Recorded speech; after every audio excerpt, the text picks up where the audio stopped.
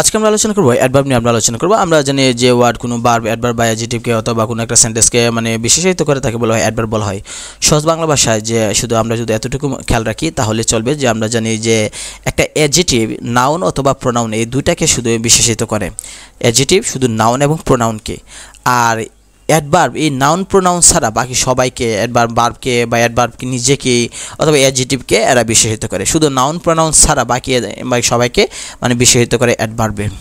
তো এখানে এটাই বলা হয়েছে। তো আমরা যদি নিচে অ্যাডভার্বে যদি আমরা দেখাই তাহলে দেখেন সিম্পল, রিলেটিভ, কনজাংটিভ এবং ইন্টারোগেটিভ দেওয়া আছে। তো বিগত সালে প্রশ্নাবলীকে যদি আমরা রুলসগুলো দেখি যে সিম্পল অ্যাডভার্ব দেওয়া আছে, যে সকল অ্যাডভার্ব বাক্যে ভার্ব, অ্যাডজেক্টিভ এবং অন্য কোনো অ্যাডভার্বকে বিশেষিত করে তাকে সিম্পল অ্যাডভার্ব বলে। অর্থাৎ সিম্পল ভাষায় যদি কোনো একটা অ্যাডভার্ব যদি কোনো একটা বাক্যে ভার্বকে অথবা অ্যাডজেক্টিভকে অথবা মানে অ্যাডভার্বকে বিশেষায়িত করে তাহলে সেটাকে বলা হয় সিম্পল অ্যাডভার্ব বলে। মনে রাখতে হবে যে অ্যাডভার্ব কখনো নাউন প্রোনাউনকে বিশেষায়িত করে না বা নাউন প্রোনাউনের সাথে কোনো সম্পর্ক নাই।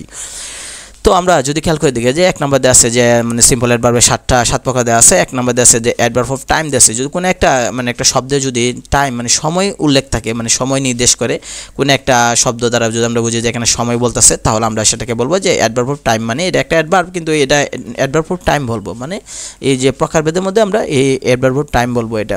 যেমন আপনি খেয়াল করেন আফটার, অলরেডি, বিফোর, এখানে দেওয়া আছে জাস্ট, ফাইনালি দেওয়া আছে লেটার, নেক্সট, নাও দেওয়া আছে। এই শব্দগুলো দেওয়া আছে yesterday, today, that night, tonight, lately, still, yet, immediately, এগো।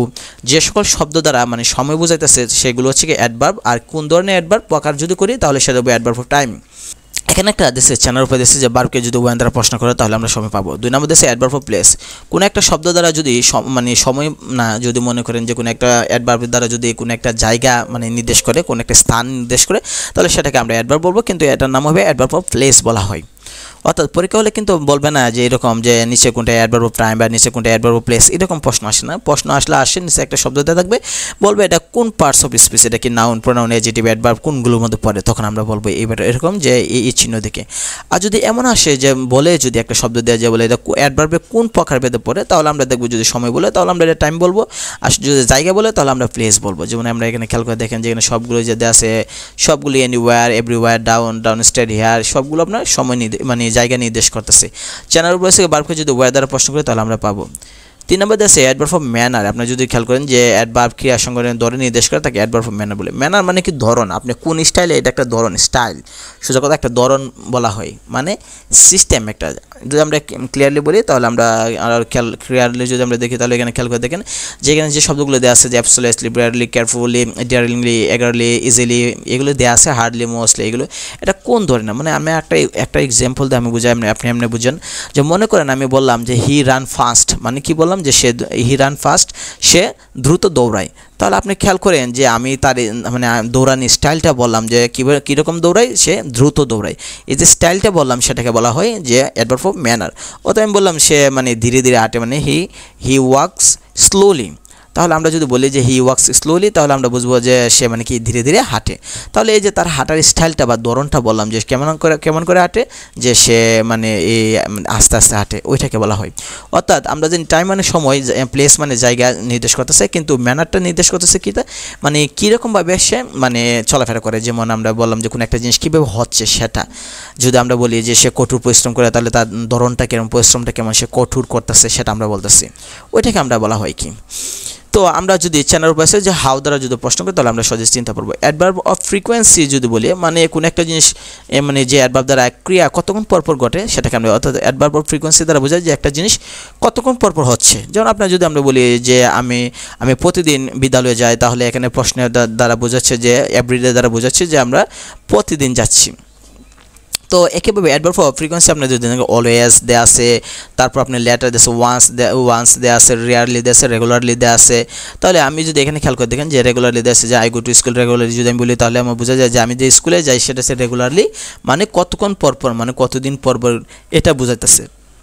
যেমন আমি এখানে আছে অ্যানুয়ালি দেওয়া আছে, যে আমি বললাম যে আমরা স্কুলে যে বার্ষিক ক্রিয়া প্রতিযোগিতা হয়, তাহলে আমরা যদি প্রশ্ন করি যে মানে এই কাজটা কতদিন পর হচ্ছে, প্রত্যেক বছর হচ্ছে, ওইটা মানে এটা সে কোনো মানে কতক্ষণ পরপর কোনো একটা কাজ হচ্ছে সেটা নির্দেশ করতেছে। তো চেনার উপায় হচ্ছে যে হাউ অফটেন, যদি আমরা প্রশ্ন করি হাউ অফটেন তাহলে আমরা বুঝতে পারবো। অ্যাডভার্ব অফ ডিগ্রি দেওয়া আছে, অ্যাডভার্ব অফ ডিগ্রি দ্বারা বোঝা যায় কোনো একটা কাজ কী মাত্রা বা কী পরিমাণ হয়েছে।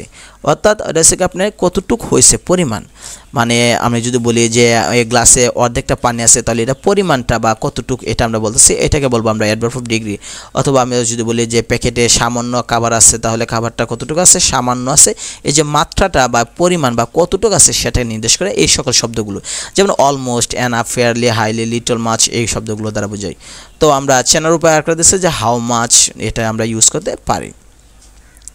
তো আমরা যদি এতক্ষণ যদি আমরা খেয়াল করে দিই তাহলে আমরা দেখি যে প্রথমে অ্যাডভার্ব অফ টাইম মানে সময়, যে শব্দটা সময় বোঝায়, জায়গা বোঝায় হলে প্লেস, আর ধরনটা স্টাইলটা কোন ধরনের সে কীভাবে কাজটা করতেছে সেটা যদি বলা হয় তাহলে ম্যানার। আর যদি ফ্রিকোয়েন্সি মানে কতক্ষণ পর পর মানে এটা রিপিট হইতেছে কতক্ষণ পর পর সেটাকে আমরা বলবো adverb of frequency.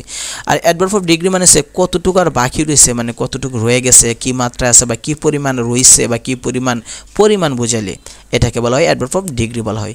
Adverb of reason দেওয়া আছে, রিজন বলতে বোঝায় কারণ বোঝায়, যে কোনো একটা মানে ক্রিয়া হওয়ার কারণটাকে বোঝায়। এই কারণ যত শব্দ আছে যেরকম আমরা জানি as, because, consequently, that's hence, that's in order to, lest, since, so that, therefore, thus, এই শব্দগুলো যদি থাকে।